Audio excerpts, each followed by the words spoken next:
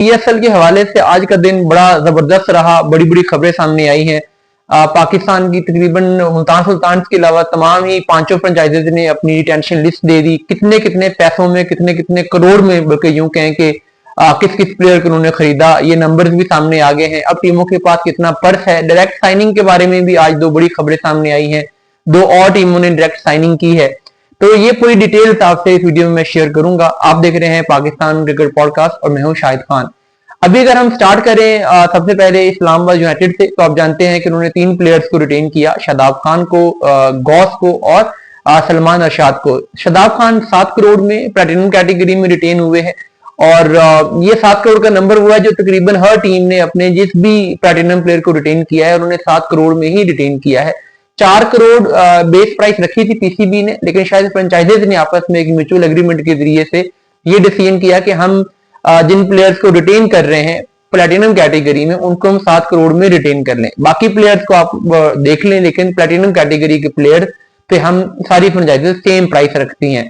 तो यही वजह है कि शादाब खान भी 7 करोड़ में हुए और जो बाकी प्लैटिनम प्लेयर हुए हैं वो भी 7 करोड़ में ही हुए हैं। लेकिन जो बाकी प्लेयर्स हैं प्लैटिनम के अलावा, उस पर खासी वेरिएशन देखी गई है। कुछ प्लेयर्स बड़े सस्ते भी टीमों ने रिटेन कर लिए हैं।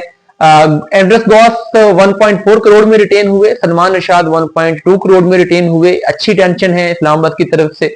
अगर हम बात करें लाहौर कलंदर्स की, तो उन्होंने जो 4 प्लेयर रिटेन किए उसमें शाहीन शाह अफरीदी, अगेन क्योंकि वो प्लैटिनम प्लेयर हैं तो वो 7 करोड़ में रिटेन हुए। उसके साथ अब्दुल्ला शफीक को रिटेन किया गया और सिकंदर रजा को रिटेन किया गया। लेकिन हैरत की बात यह है कि जितनी इन्वेस्टमेंट अब्दुल्ला शफीक पे की गई तकरीबन उतनी ही इन्वेस्टमेंट थोड़ा से फर्क के साथ सिकंदर रजा पे की गई। तकरीबन 2.8 करोड़ में सिकंदर रजा हुए, 2.2 करोड़ में अब्दुल्ला शफीक हुए। ये कोई बहुत ज्यादा फर्क नहीं है। सिकंदर रजा जितने बड़े प्लेयर हैं आज का, खासकर जो उनकी फॉर्म चल रही है, जो उनकी लीग क्रिकेट में डिमांड है, तो चाहे उनको गोल्ड कैटेगरी में लिया गया था, लेकिन मेरा ख्याल था कि मिनिमम भी उन्हें 5 करोड़ में रिटेन किया जाएगा। लेकिन सिकंदर रजा मान गया 2.8 करोड़ पे, उनकी बड़ाई है। और लाहौर कलंदर ने ये मास्टर मूव खेली है। अब इसके अलावा उनकी सेटलमेंट कुछ हुई है नहीं हुई है उसका तो पता नहीं, लेकिन 2.8 करोड़ में अगर सिकंदर रजा लाहौर कलंदर्स को मिल गए हैं तो ये मेरे ख्याल में पहला मास्टर स्ट्रोक है जो कि लाहौर कलंदर्स ने खेला है। मोहम्मद नईम इसमें 70 लाख में गए हैं। इसके अलावा पेशावर ज़ल्मी ने जो रिटेंशन की है उसमें बाबर आजम को उन्होंने 7 करोड़ में लिया है, जो कि ओबियसली प्लैटिनम कैटेगरी के प्लेयर हैं। और जैसे कि मैंने पहले कहा तकरीबन सारे प्लैटिनम प्लेयर ही इसी प्राइस में लिए गए हैं। लेकिन जो कुछ सरप्राइजिंग फैसला हुआ वो इमर्जिंग कैटेगरी से मास लाकत को ना लेना और अली रजा को लेने का है। अली रजा को 1.96 करोड़ में लिया गया। हालांकि अली रजा भी 1.96 करोड़ के हिसाब से अच्छे प्लेयर हैं, यानी वो जितना टैलेंट है 2 करोड़ में मिल जाना अली रजा जैसा प्लेयर, ये अच्छी मूव है पेशावर ज़ल्मी की तरफ से। इसके अलावा सुफियान मुकीम को 4.48 करोड़ में लिया गया। सुफियान मुकीम के कैलिबर के हिसाब से भी देखते हुए 4.5 करोड़ ओके हैं। और साथ में एक और प्लेयर जिसको लिया गया वो अब्दुल समद है, तकरीबन 2.5 करोड़ में ये गए हैं। और अब्दुल समद को देखते हुए भी 2.5 करोड़ मुनासिब है। तो पेशावर ज़ल्मी ने ठीक ठीक स्पेंडिंग की है जितनी बनती थी। कोयटा ग्लैडिएटर्स का देखें तो उन्होंने प्लैटिनम कैटेगरी में इब्रार अहमद को 7 करोड़ में लिया है। इसके अलावा उन्होंने डायमंड कैटेगरी से उस्मान तारिक को लिया है। उस्मान तारिक 5.6 करोड़ में है और ये शायद डायमंड कैटेगरी में सबसे महंगे प्लेयर होंगे। इस कैटेगरी में किसी भी प्लेयर को इतने पैसों में रिटेन किया नहीं गया, और राइटली सो, क्योंकि मेरे ख्याल में तो उस्मान तारिक वैसे भी प्लैटिनम कैटेगरी के प्लेयर बनते थे और उनको जो कि पीसीबी ने डायमंड कैटेगरी दे दी, तो इस वजह से मुझे लगता है कि वो शायद कम पे बिके हैं। ये 7-8 करोड़ पर भी जा सकते थे जितनी आजकल उनकी डिमांड है और जो उनका मिस्ट्री एलिमेंट है। इसके अलावा हसन नवाज को रिटेन किया है कोयटा ग्लैडिएटर्स ने, और हसन नवाज भी ठीक ठाक तकरीबन 3.92 करोड़ यानी 4 करोड़ में रिटेन हुए हैं। तो 4 करोड़ हसन नवाज के लिहाज से भी बिल्कुल मुनासिब कीमत है। T20 में इंपैक्टफुल प्लेयर है, वो लास्ट टाइम कोयटा ग्लैडिएटर्स के लिए बड़ा जबरदस्त परफॉर्म किया था। तो ये गोल्ड कैटेगरी में शायद कोई प्लेयर इतना महंगा नहीं बिका होगा जितने हसन नवाज बिके हैं। तो हर कैटेगरी में सबसे ज्यादा स्पेंडिंग कोयटा ग्लैडिएटर ने की है, और उसकी वजह यह है कि हर कैटेगरी में शायद सबसे बेस्ट प्लेयर भी इनके पास ही था। तो इसलिए बजट का अच्छा इस्तेमाल किया है, किसी भी प्लेयर को ओवर वैल्यू नहीं किया, किसी भी प्लेयर को अंडर वैल्यू नहीं किया। एक और प्लेयर इमर्जिंग कैटेगरी में कोयटा ग्लैडिएटर ने रिटेन किए हैं, शामिल हुसैन, जो कि 84 लाख में रिटेन किए गए हैं। ये 60 लाख में भी हो सकते थे, इमर्जिंग प्लेयर हैं, लेकिन चलो बहरहाल कोयटा ग्लैडिएटर की मर्जी है।